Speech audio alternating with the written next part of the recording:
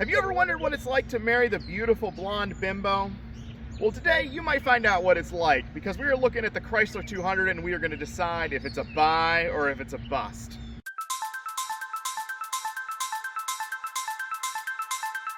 For this high miles review, we are looking at this 2015 Chrysler 200 that has over 130,000 miles on it. I usually don't talk about style at this part of the video, but I always thought these cars were beautiful. Probably the best looking on the market of this generation of vehicles. But we want to find out if the beauty is only skin deep, so to speak, on this car. Is the driving experience, the reliability, the overall day-to-day life as good as this car looks on the outside? Well, today we're going to try to find out. On the outside here, you can see that the paint shines beautifully. There's really not a lot of noticeable marks, rust, or anything on the outside. The wheels look still really nice. I think the style on those is great. I think the smooth lines on the car, and I really am, this is not a review on style, but I really appreciate what Chrysler did with these cars. No paint fade or anything like that. We are in the Northeast, and like I said, no rust to speak of, anything like that. I actually have almost no notes on the outside of the car at all. There's not much wear or tear, and has held up good over these past 10 years.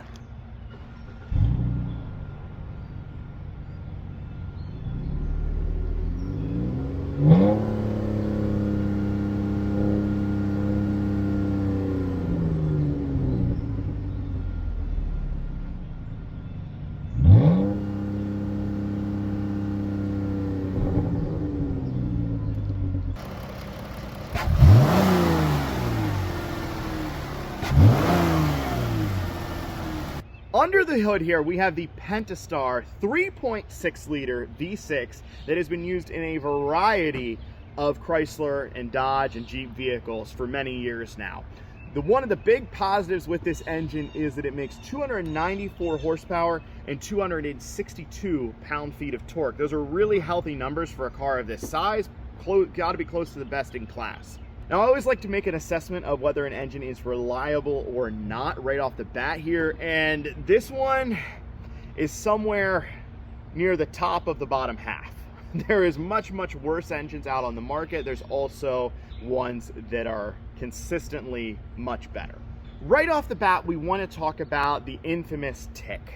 Chrysler vehicles for many years have had what they call the tick, and the 3.6 liter Pentastar is no different. It has contributed to that reputation. It's generally an issue with parts inside the valve train, which is at the top of the engine on the heads. There is rocker arms in there that tend to go bad, and they can even get catastrophic where it will ruin your engine, ruin the camshafts. Now, while going into that in depth is not something that we have time here to do today, it is something you want to be aware of, because if you're looking at a used one and you notice the engine is ticking, you're going to want to have that checked out. And it is something that can be sort of prevented from becoming catastrophic if you catch it early enough. Now, maintenance plays a huge part in whether or not this will occur. You need to do regular oil changes with good synthetic oil. People have gotten 300,000 miles out of these engines with minimal issues, but most of the people don't follow, your regular scheduled maintenance. So that's where those problems come in. Next problem on the list is oil cooler. The oil cooler on these from the factory was plastic. It was in the middle of the engine. It couldn't take the heat that the engine created and causes a bunch of oil leaks and oil problems. Now, they do make an updated aluminum part. I highly recommend that that gets replaced on any of these vehicles if you go to buy one, if it hasn't already been replaced. But if you're looking at a high mileage one, it's a good chance that it's been replaced at least once already. Now, for check engine lights, EVAP, which is your emissions related stuff, is always number one. EVAP codes do not concern me on virtually any vehicle, and on any vehicle it's the most common code. Next for this, though, I would say is ignition coils. The ignition coils are famous for going bad on these. They're not terribly expensive or a real big cause for concern, but if you're noticing a rough idle, or like it feels a little funky when you're accelerating, like it's missing, that's probably what your problem is, or if you have that check engine that says that you have a bad coil. I do want to make a quick note, because this is a 3.6. Chrysler also had a 2.4 liter engine that they use in a variety of vehicles as well. That engine is underpowered. It's not the engine I would pick, and is known for oil consumption issues. I think they're kind of okay if you can keep oil in them, but I would definitely pick the 3.6 if I had the option. Now, this 3.6 is mated to a 9-speed automatic transmission. that is known for having several different problems. The biggest one was early on they had programming issues that would cause some really clunky shifts and different things, and sometimes they would even just go bad altogether. The transmission I would consider to be kind of in the same category as the engine, where it's in the upper bottom half of unreliable transmissions, but there's a lot better transmissions out there on the market. Sometimes the transmission control module itself would go bad, and with this programming it improved it, but they're still known to be a pretty clunky transmission and just overly complicated. I think a 6-speed or something like that would have been a much better option for these cars. I don't think they needed the overcomplicated 9-speed transmission. Beyond the clunky shifts, the transmissions also had a tendency to go into neutral when you're out on the highway. And the biggest thing really with the transmissions on these was just that regular maintenance. I know it feels like I'm being a dead horse, but these cars really did require you to do the fluid and filter changes as scheduled, just like the oil changes. Really goes a long way to whether or not the car is going to be reliable. But they required a little bit more of that regularity than some other cars. Now moving on to the interior, and there's a few things that I noticed right off the bat. Number one, as far as style, I think these are really nice looking inside. When you first glance, you're like, man, that looks like a more expensive car than probably what it is. Upon further inspection, you start to notice some little details that you're in a mid-size Chrysler. One is, I noticed this door panel was loose. I've noticed lots of complaints about things like that on the interior coming loose.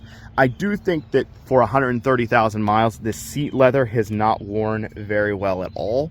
It is no tears or anything like that, but just kind of noticeable creases and wear, more so than it should be.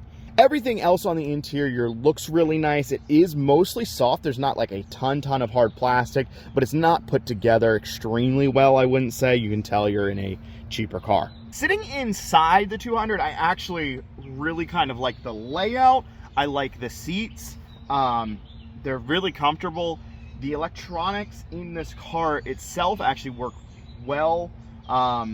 There has been a fair amount of complaints about like window regulators and switches, things like that going bad in these cars. One of the biggest ones, this car has no check engine, no airbag, no lights on at all. The airbag lights generally on these are the connections under the seats. They just tend to work their way loose over time, and if you wiggle them or play with them a little bit, you can get the airbag light to turn off, generally speaking. I do think for this car being nearly 10 years old, the overall design looks really nice. There's a few switches and things where you can tell that it's an little bit older car, but the overall design I think could be in a car from 2024 and you really wouldn't think too much of it. I think they did a really good job with the layout, design, all of those things. Now the center screen in this actually takes forever to turn on. You start the car, it takes, I don't know, a minute or two until the screen comes on, and the old Chrysler Uconnect is starting to show its age. It's a little laggy, a little outdated. Now while we're in here, I do want to talk about electrical issues. It's a lot of times the actual computer going bad in the car, and it will just cause a variety of problems. There's not specifically one thing that I would say it will do, but if you notice that you're having different lights or radios not working or, variety of problems, it could be that computer going bad if the car is acting kind of sporadic. One final thing, these do have a beautiful panoramic sunroof as an option. This car has it. I would probably watch out for those leaking. It's kind of across every manufacturer. I don't think it's any more common. It may even be less common on these cars than some other manufacturers, but you got to keep those drains clean or you'll end up with water inside your car, which will cause you more electronic issues. In the back seat here, and when I first got in here, I wanted to be like, wow, I got a lot of leg room. I feel pretty good. And then I rested my head back and realized that me at 5'8", my head hits the ceiling. Now I do think that is partially due to this panoramic sunroof, but if I was even half an inch taller, it would be an absolutely terribly uncomfortable place for me to sit. I am really surprised at the headroom. Not good at all. Beyond the headroom, I actually don't hate being back here. The seat is very stiff, but it fits to your body decently well.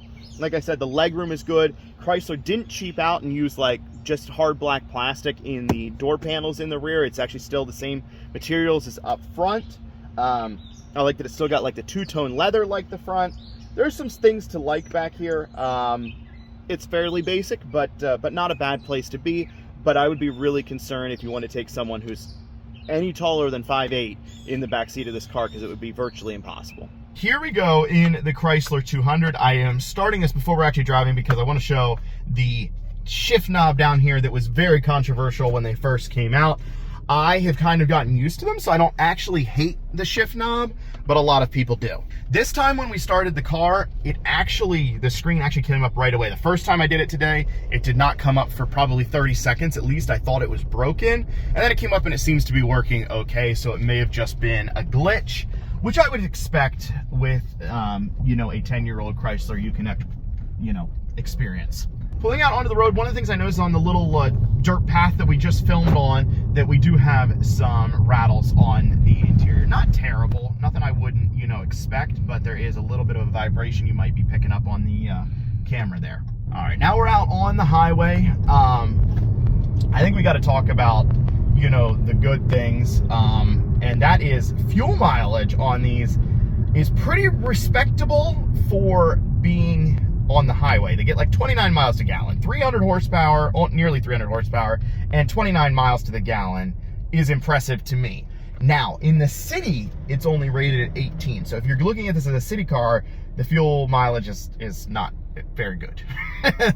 Pretty much everybody else on the market is better for the city mileage. Once we get a break in traffic here, we will start our little bit of a pull here to test out that nearly 300 horsepower. These did do 0 to 60 from the factory in like 6 seconds, I believe it was, which is very respectable for this class of car. As we hit a few potholes here, I do notice that this has typical Chrysler suspension clunks. It feels like struts, ball joints, probably like sway bar end links, things like that. Chrysler is known for having those go bad at a higher rate than most any other manufacturer, and this car is no different. It actually is quite noticeable for only being 130,000 miles on this car. Little pool here in the 200.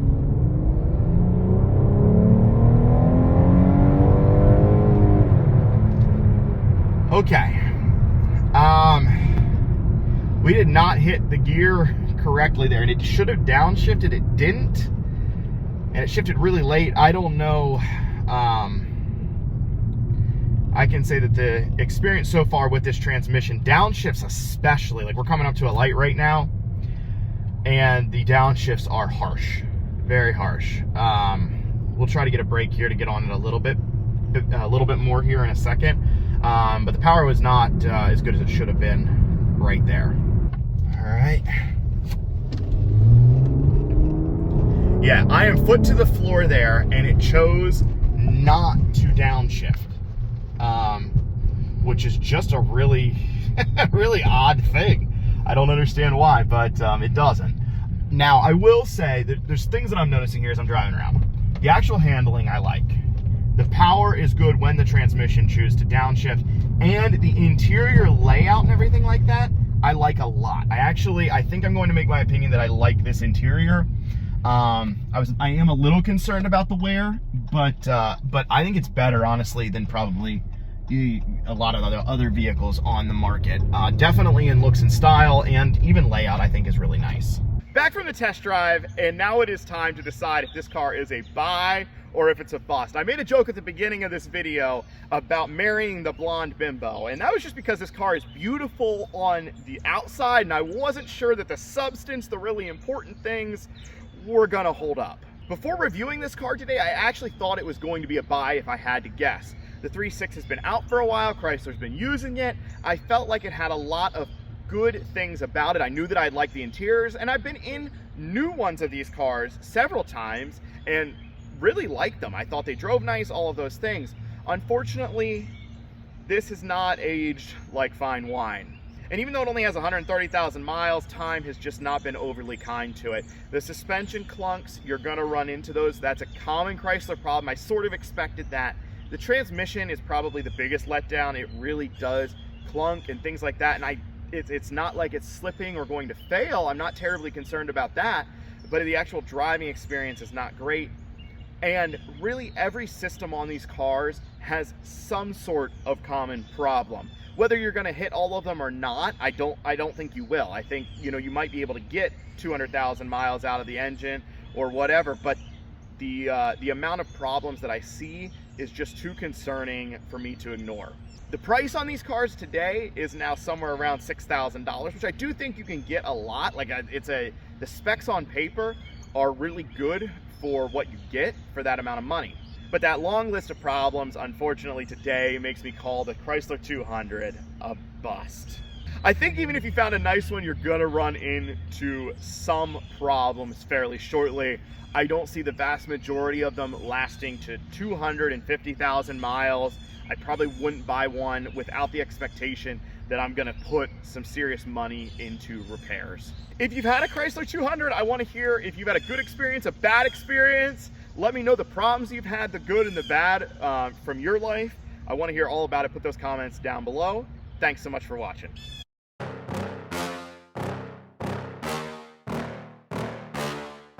Yeah. Please tell me that I can't, that I won't, that I fail, that I'll never make it out, yeah. Please tell me all the bad, never good, fill my head full of every single doubt, yeah. Please say any negative thoughts, I pop off when I hear people say I cannot. I get off to the thought of proving everyone wrong, I won't stop to the top, so